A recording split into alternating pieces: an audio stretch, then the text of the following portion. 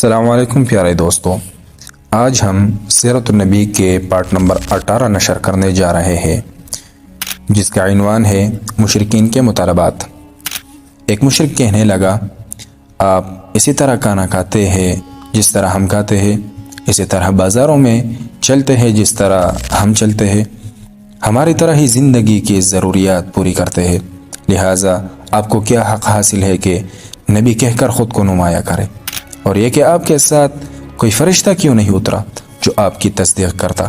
اس پر اللہ تعالیٰ نے سورہ فرقان کی آیت نمبر 7 نازل فرمائی، اور یہ کافر لوگ رسول اللہ صلی اللہ علیہ وسلم کی نسبت یوں کہتے ہیں کہ اس رسول کو کیا ہو گیا ہے کہ وہ ہماری طرح کھانا کھاتا ہے اور بازاروں میں چلتا پھرتا ہے، اس کے ساتھ کوئی فرشتہ کیوں نہیں بھیجا گیا کہ وہ اس کے ساتھ رہ کر ڈرایا کرتا؟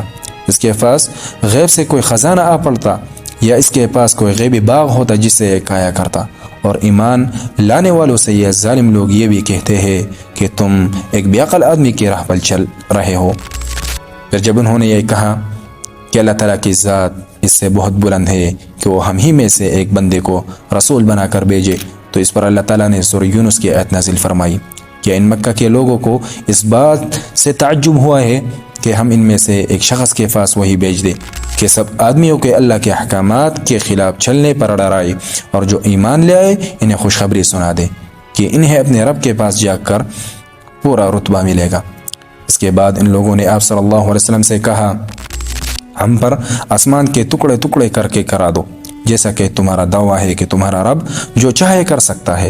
ہمیں معلوم ہوا ہے کہ تم جس رحمان کا ذکر کرتے ہو وہ رحمان یمامہ کا ایک شخص ہے، وہ تمہیں یہ باتیں سکھاتا ہے۔ ہم لوگ اللہ کے قسم کے بھی رحمان پر ایمان نہیں لائیں گے۔ یہ رحمان سے ان لوگوں کی مراد یمامہ کے ایک یہودی کاہن سے تھی۔ اس بات کے جواب میں اللہ تعالیٰ نے سورۃ الرعد کی آیت نمبر 30 نازل فرمائی، آپ فرما دیجئے کہ وہی میرا مربی اور نگہبان ہے، اس کے سوا کوئی عبادت کے قابل نہیں، میں نے اسی پر بھروسہ کر لیا ہے اور اس کے پاس مجھے جانا ہے۔ اس وقت آپ پر رنج اور غم کی کیفیت طاری تھی، آپ کی عین خواہش تھی کہ وہ لوگ ایمان قبول کر لے، لیکن ایسا نہ ہو سکا، اس لیے غمگین تھے۔ اسی حالت میں آپ وہاں سے اٹھ گئے۔ مشرکین نے اس قسم کی اور بھی فرمائشیں کی، کبھی وہ کہتے صفا پہاڑ کو سونے کا بنا کر دکھائے، کبھی کہتے سیڑھی کے ذریعے آسمان پر چڑھ کر دکھائے اور فرشتوں کے ساتھ واپس آئے۔ ان کے تمام باتوں کے جواب میں اللہ تعالیٰ نے حضرت جبرائیل علیہ السلام کو آپ کی خدمت میں بھیجا۔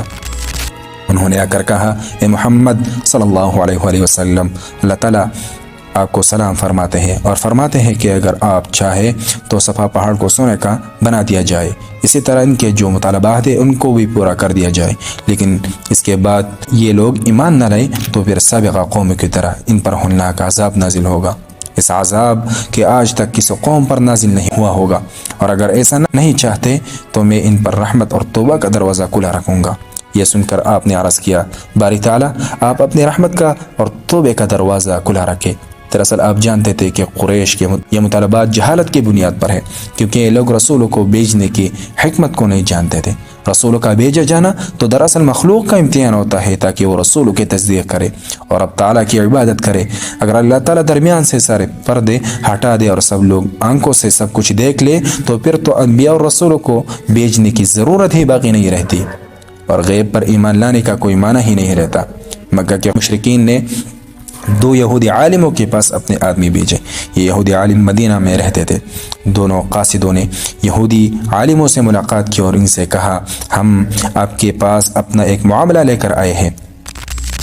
ہم لوگوں میں ایک یتیم لڑکا ہے، اس کا دعویٰ ہے کہ وہ اللہ کا رسول ہے۔